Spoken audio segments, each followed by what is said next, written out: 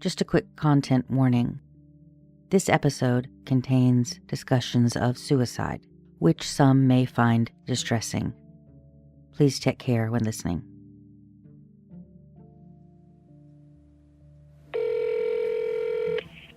Hello? Yes, may I please speak with Miss... This is she. Hi there, this is Jenny. We spoke yesterday. Hey, how are you? I'm good. I've been looking forward to speaking to you. I couldn't even sleep last night. Oh, well, during the club, you shocked me. Did I? Yes, because I always thought it was an accident. Well, that's what I wanted to... I never considered anything else. You immediately, I kind of got a kick out of it. You immediately went to the Seminole County Sheriff's Office website, didn't you? And looked and found her name there. Yes. Not that I don't trust, but... No, you always need to verify it, Yeah.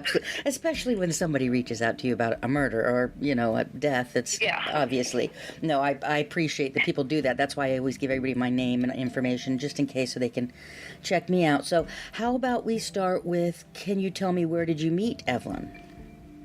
Well, we were neighbors. I lived just about 4 houses down from her. And across the street, my son and her son were the same age, were in the same school, and they were always, they were pals. Mm-hmm. So that's how I met her.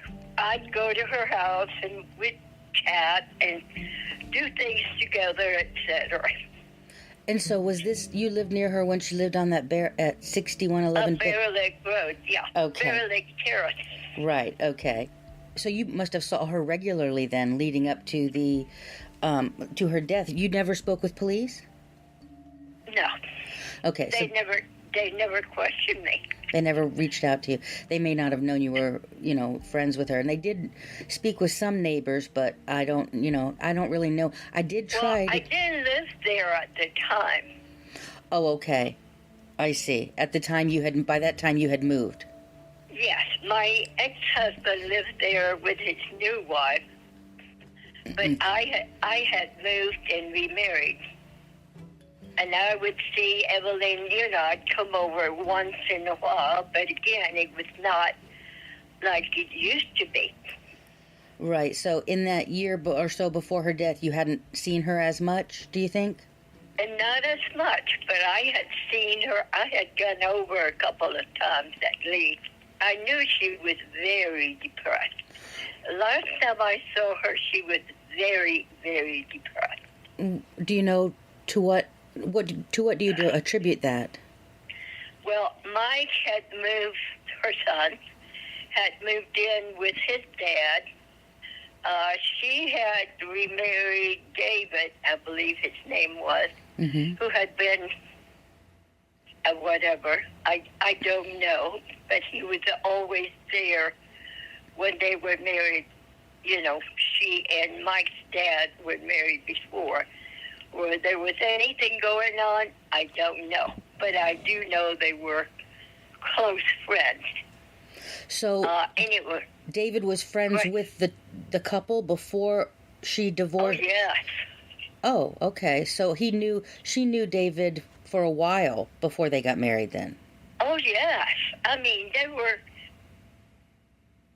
I guess they would do a lot of things together. I mean, the three of them. Just the three of them? So David didn't at the time have a spouse or girlfriend?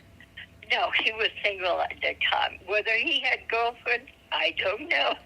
Do you know where she met David or where they met David? I don't know. I kind of assume, what happens when you do that, that he was friends with Harold. I believe his name was Harold. I forget. Yes. I forget names. Don't forget faces. But names, yes. So I assumed that he was friends with them. But then, I don't know, I just had a thought. She had a really good job, and maybe, I'm trying to rack my brain, and it's kind of hard. Maybe he used to work at the same place she did. I can't remember. Okay, so you basically what you know is that they were friends for quite a long time, and you're not sure if that's the reason for the divorce or whatever, but eventually those two ended up married. And you were right about his name. Right. His name was Harold Beske, yes. Oh, okay. You were right. See? You know, it's been a few years. Yeah, I know, but you're doing great, though. Okay, so first of all, tell me a little bit about her. What was she like? She was, in my opinion, she was a beautiful lady. Mm-hmm. She liked having fun. She liked to drink or two, or more. Mm. But she was definitely into doing things, outdoorsy things. She loved the water. I believe they had a boat, if I'm not mistaken. And they liked going out on the boat. And like I say, David was very much a presence in their lives. That's interesting. Okay. So you're saying that she was depressed at the time. Her son had moved out. So she was living there alone then? She was alone. I don't know where David was, but I think they were kind of separated. She had either lost her job or quit, so she wasn't working. So she was very depressed. The last time I saw her, she had been drinking and depressed and, crying about Mike not being there with her. She was missing her son not being there. Her son. Yeah, okay. Her son. So I see. Yeah, she was very close to Mike. Mm-hmm. So before he moved out, he was living with his mother? Yes. And then he decided to move with his father? With his dad, yes. I assumed it was his choice because, he was about, 14, 15 by then? 15 when she died, yes. Yeah. Okay, so she was living there alone. And that house on Bear Lake, before the divorce, that's where the whole family lived, right? Right. Okay. Yeah, and they had remodeled the house, and it was very nice. Okay. Now, when did you hear that she had died?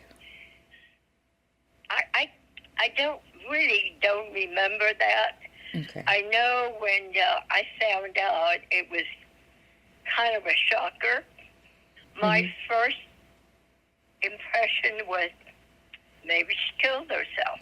Well, that's what I was going to ask you because of the depression. Do you know if before this time period in her life, did she suffer from depression prior to that, to your recollection? There were times that she was unhappy, but, she was having marriage problems, as was I. Mm-hmm. So that doesn't make your life wonderful. Right. But I know she was happy in her job. She had a lot of freedom. And I think she was secretary or something of a man, a wealthy person. They had a beautiful house. He was always out of town or out of the country. So she had basically not much to do.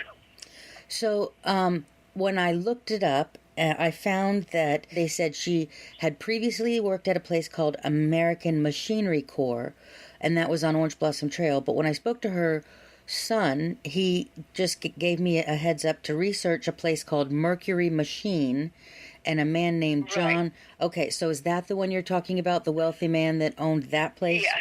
That would have been the last place she worked, at Mercury Machine?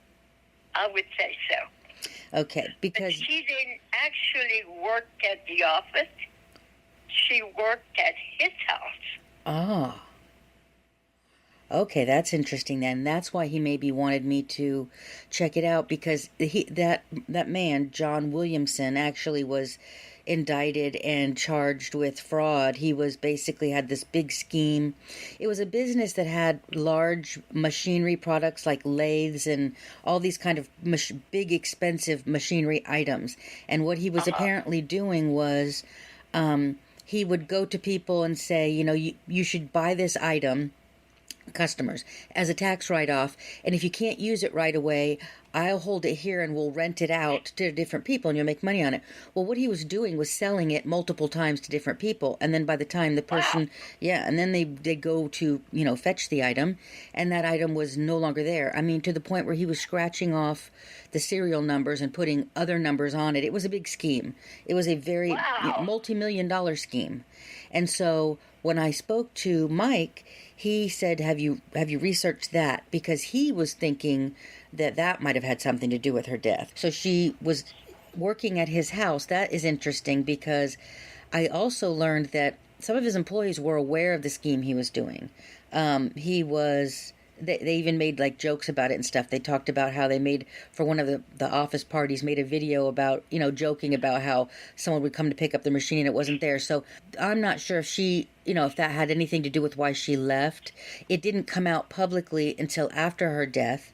So I don't see any tight correlation right now. Well, all of us had been to this man's house. I never knew his name.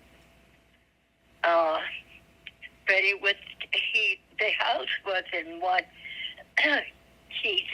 of the beautiful areas in Seminole County, and now I don't know.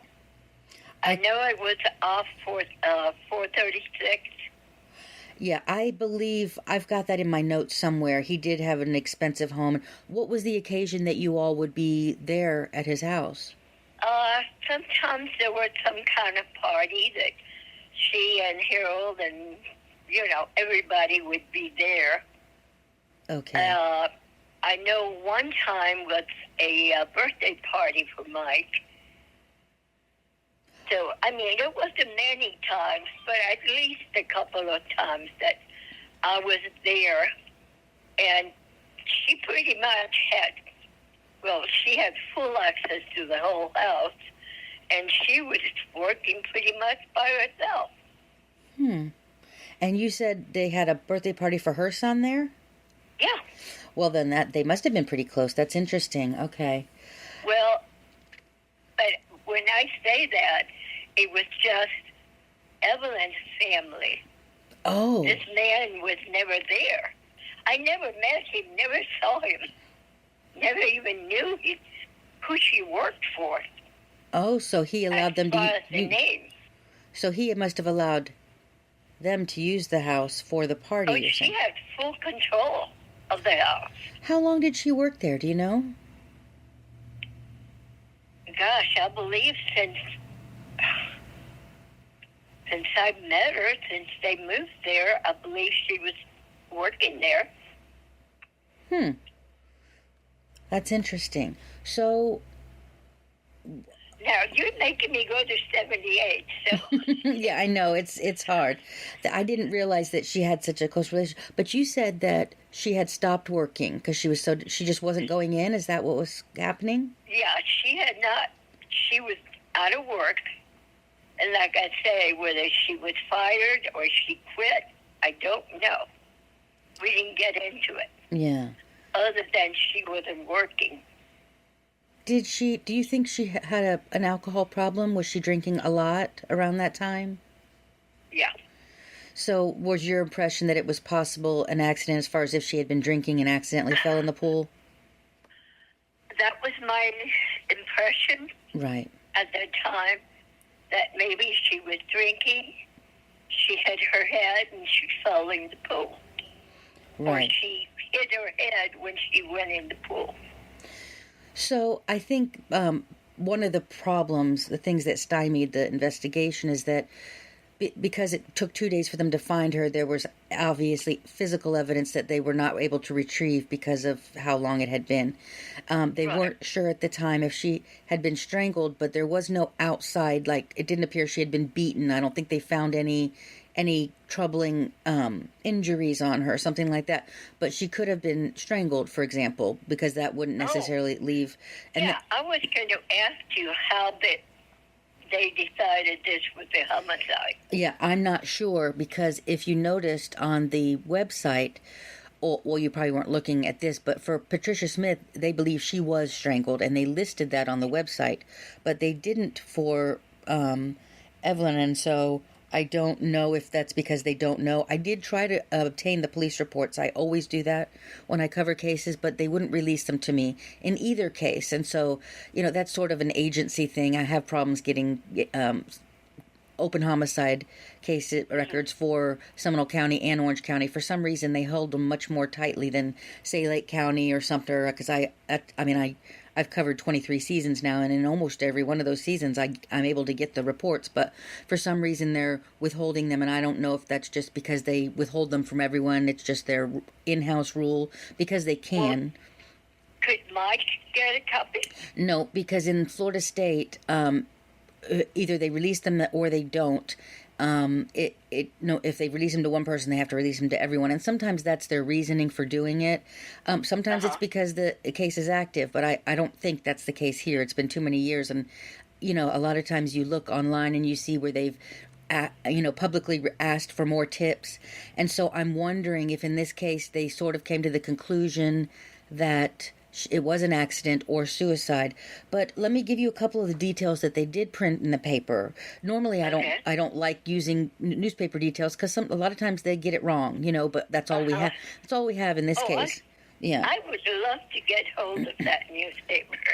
I've got a bunch of the clippings. I can send them to you by email if you'd like. Oh, I would love to. Yep.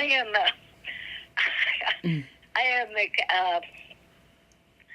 crime aficionado anyway. I read everything I can get hold of. Mystery. Do you? Well, then murder mysteries are my favorite thing. I see. Well, obviously I am too, because I spend all my days researching them. But I get really, that's why I was telling you I couldn't sleep, because I get so eager to talk to people that might have information. So I'm, every time I'm surprised that I'm able to track someone down and talk to them about it. I guess that I'm sort of a research nerd, so that's what I enjoy about it. But I also like, by the time I get to a case, because I only cover very old cases, I don't cover recent cases. So by that time, if there's still open cases, there's usually a reason, and that's what I'm trying to figure out. This started out as, well, our Evelyn and Patty's case is related, and so that's why I wanted to talk to you.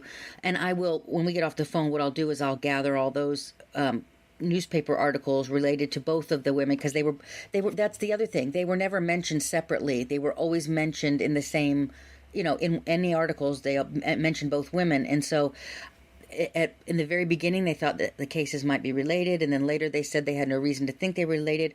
Here's what these are the only details, basically, that they put in the article, and I may find out more from Mike, but they said that she was wearing cut-off jeans and a red sleeveless shirt that was inside out when she was found. So she was clothed when she was in the pool, which would tend to, it could possibly be that she fell in. They said that there were several medium-sized rocks found at the bottom of the pool. And, that gives you that immediate impression of something like, Virginia Woolf putting rocks in her pocket and jumping into the lake or whatever. That kind of would tend to be something that would go on the suicide side, unless Mike can tell me any reason why there would be rocks in the bottom of the pool. I can't explain what that would be. I couldn't either. Yeah. They said the sliding glass door was unlocked, although I don't know if it was customary that they kept them unlocked or not.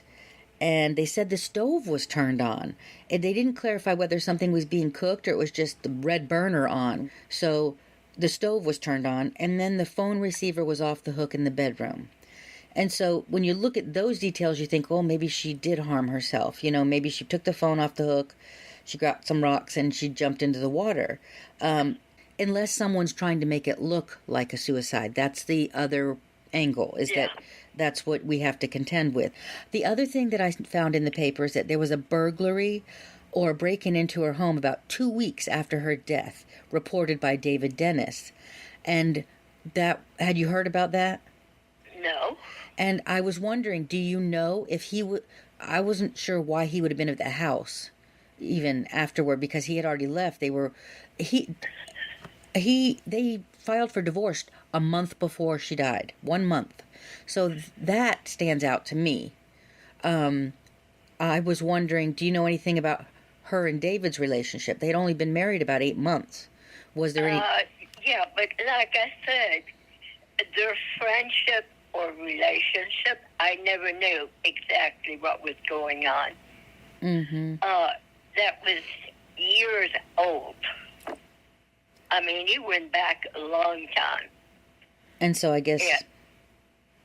And, it's funny that you mentioned that because at the time, one of the things that crossed my mind was, well, what if there was a fight and he pushed you in? Yeah, I mean, you're definitely going to want to look at someone who she filed for divorce from a month before. I found the notice in the paper. So they weren't already divorced, and it turns out he would have been her sort of executor because he was married to her. But I went and looked up the deeds, and Harold and his new wife, Donna, were on the 1979 deed, and there was a document that was signed at the same time by David Dennis, I guess, to sell the home. So I don't know how that went as far as proceeds or what went on, but I think the house was always in Harold Beske and Evelyn, right.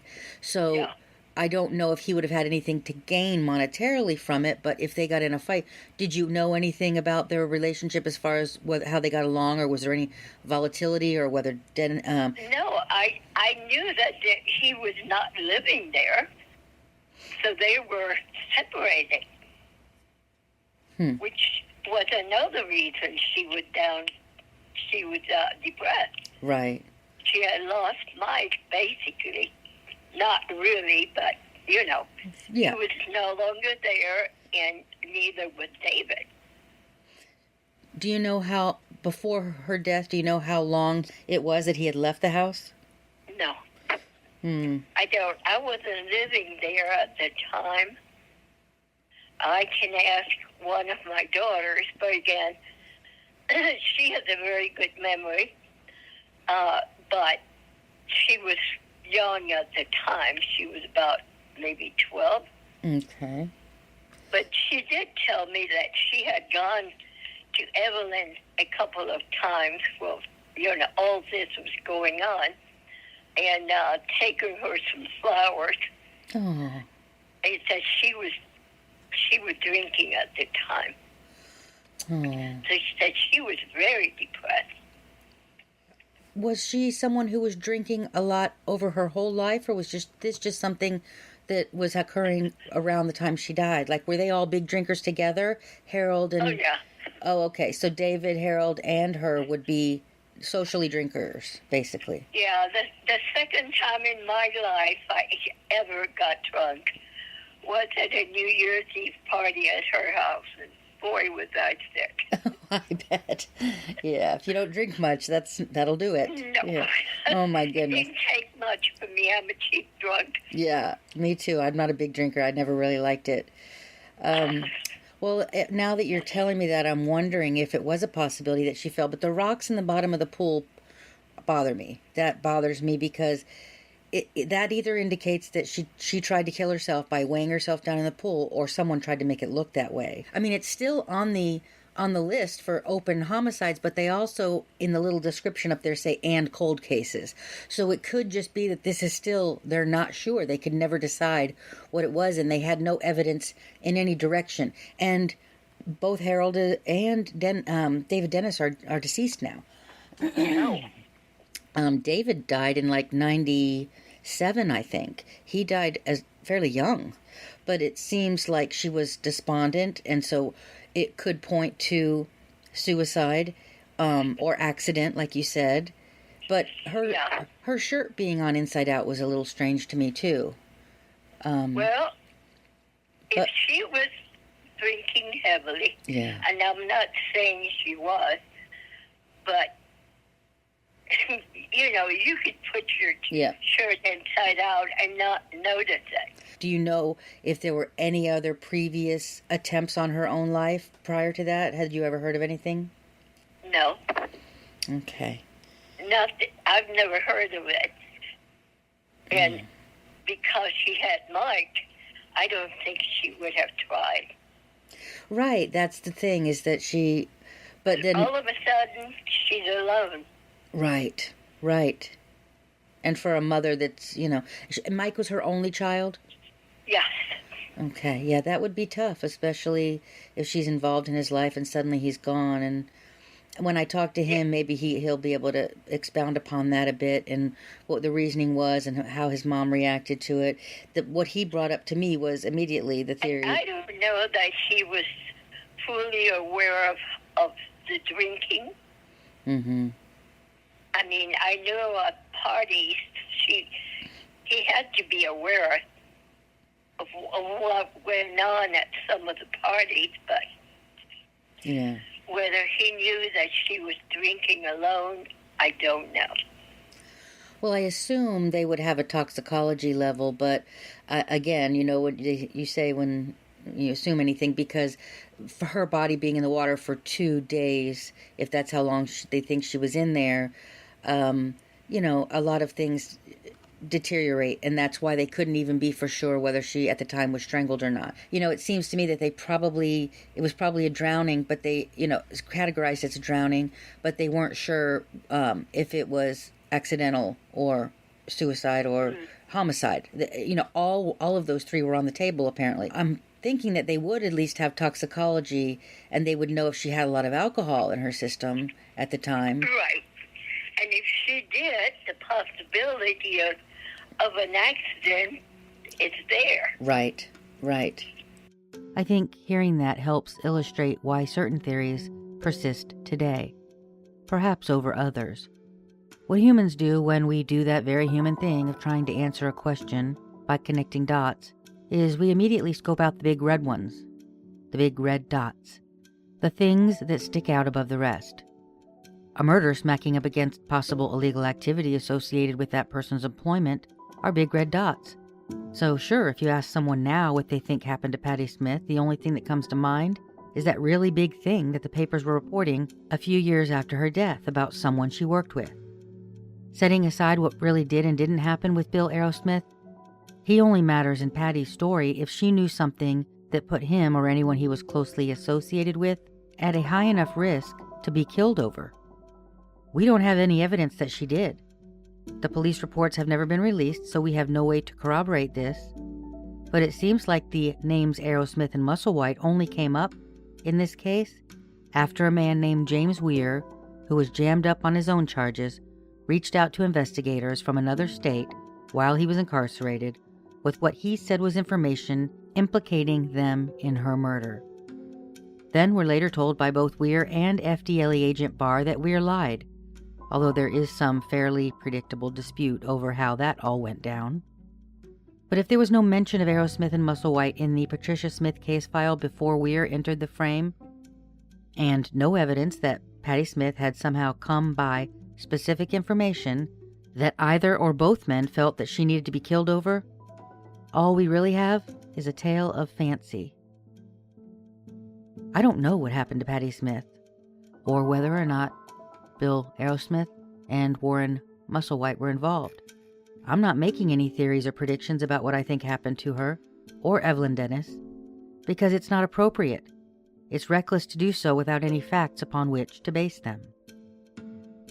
I will say that I found nothing that stood out to me that made me think the cases of Evelyn Dennis and Patti Smith are related. Their similarities were age and the location of their homes being so close and when the deaths occurred. But those are fairly surface-level similarities, and the fact that they both died on the same weekend, perhaps within hours of each other, while intriguing, could just be a coincidence. The only thing that stands out to me is a similarity that both cases have instances where fellow employees or employers had things going on in their lives that might have somehow become known to these women, causing each to be at risk. That and both cases have theories where staging could be involved, as one part of each theory. But those are observations and suppositions, none of which we have information to substantiate. While the money laundering aspect to Patty's case is interesting, the timeline tells us all of the money orders purchased related to those incidents that caused all of the indictments of her fellow employee, Bill Arrowsmith, were purchased well after her death. And all of the information that I could glean about John W. Williamson related to Evelyn Dennis's employment, well, all that information came out a couple years after Evelyn died. I have no facts to suggest that either of those incidences related to both women were even known to be going on yet at the time of their deaths. I would like you to hear from Patty's only living sibling before we end this season. Well, she was a very smart person. She, was, I wouldn't say, sort of more like an introvert, but she was good. She was never married. Basically, her children were her nephew. We had no daughters in the family at that time. Okay. And she was a bank officer at a little bank at a place called Apopka, Florida. Mm-hmm. Okay. And my oldest sister, Jane, was the one that dealt with Mark. She was the one that actually found her. She was a person that didn't show up to work on a Monday morning, and basically the bank called to see what was wrong, and so she went over to my sister's house, Patty, and as soon as she walked in the house, she knew something was wrong because of the decomposition. Okay, and she was the one that actually found her in the situation was, so she was actually raped and strangled. Okay. And I guess it was my brother Mike that went with her, but he wouldn't go in. Okay. And like I say, the description was basically she found her in bed with her panties pulled down and just lying there and decomposing, basically. I don't remember exactly what it was, but basically it was something with the lock, that it was weird that either she locked it from the outside in or the inside out. It was one of the two. That was why Aunt Jane had to find something to jimmy the door or whatever that it was to get inside, because what it was is it was weird that the door was locked like that at all. She was good. I mean, the bank loved her, and like I say, I do remember her working many late hours. One of the things that Dad told me, he said that I'm a lot like her, that like I hit the books, like that I study really hard and stuff like that. And so I know that one of the things that he told me, at least originally, was that she was ambitious, like that she wanted like a promotion, that she was trying to get a promotion where it would be that she would have like more supervisory. So it is possible that she was trying to actually get this promotion. Maybe she even got it. That part I don't know. She did.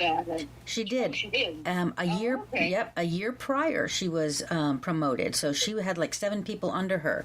She was definitely in a position where she would have been able to observe things that might have stood out to her as red flags. Let's just say that.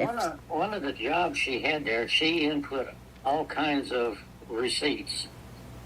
There was a machine there that she did the inputting, I guess, all the different transactions and stuff like that. So it all comes together. Jane's assumption and mine, we tried to put some things together. We think she stumbled onto something that was illegal.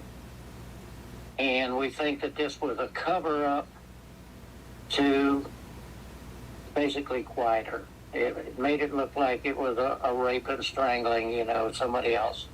I mean, they investigated her boyfriend, family members, you name it, the whole 9 yards that they went through. And one name that kept popping up was a Bill Arrowsmith.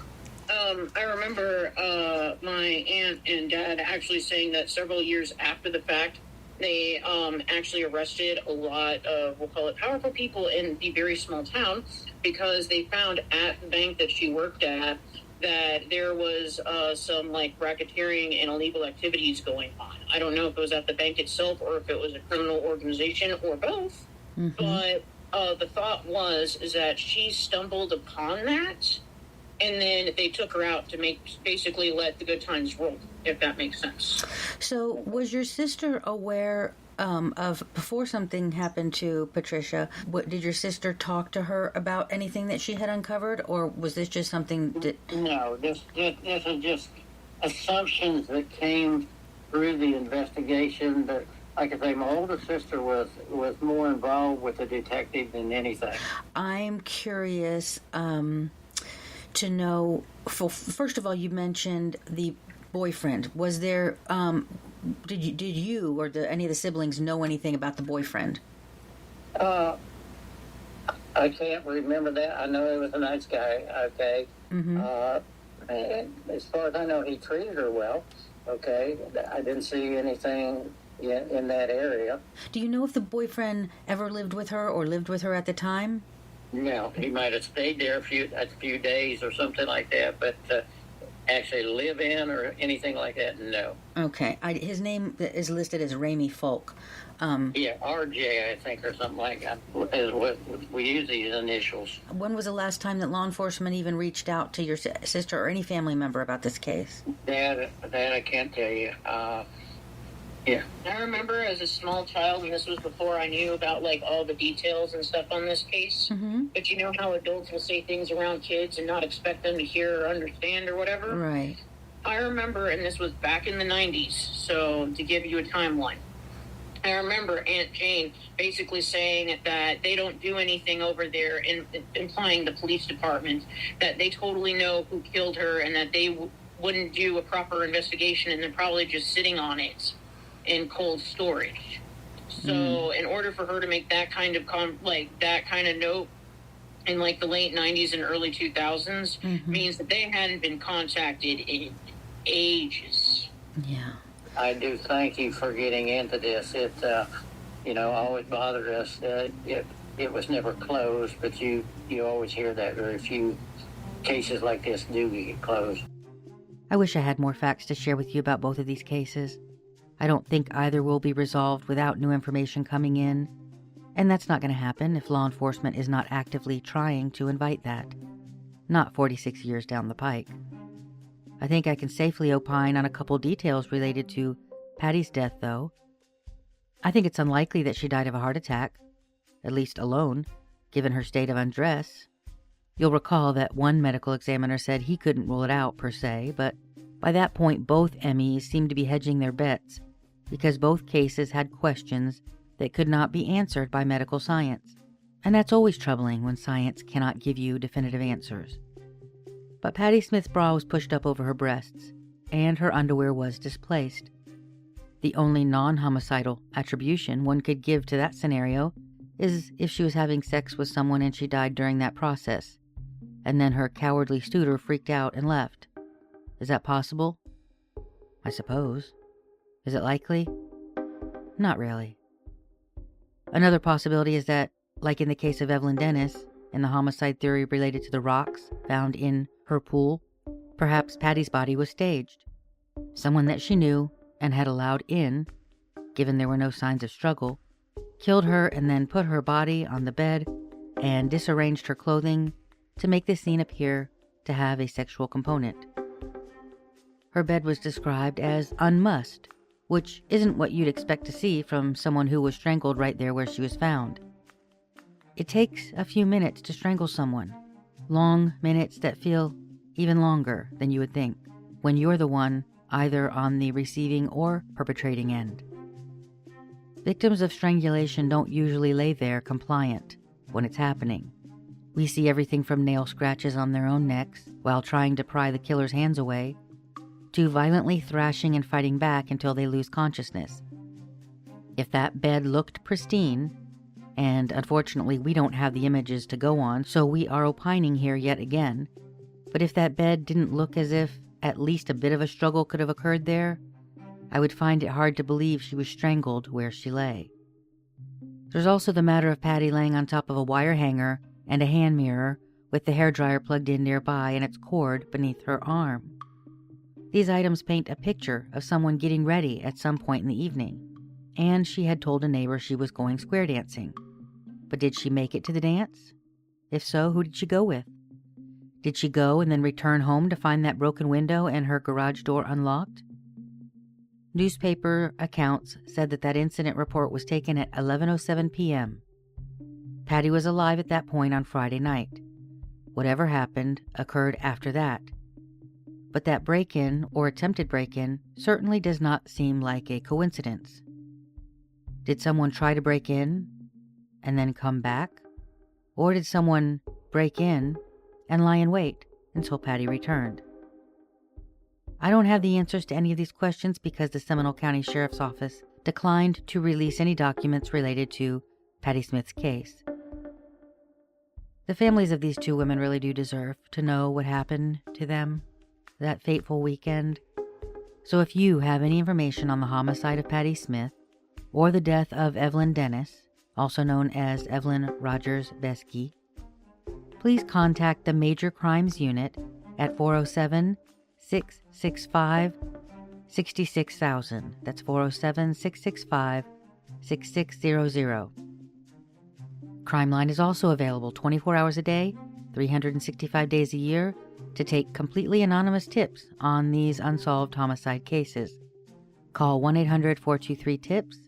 That's 1-800-423-8477. And you can also get a hold of me by email at deckerjenny@gmail.com. That's Decker, DECKERJENI, @gmail.com. I want to thank you guys so much for listening. I appreciate you all.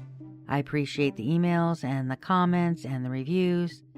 You are a kind and loyal bunch, and I thank you again for all of your support. I will see you, or you will hear me, next season.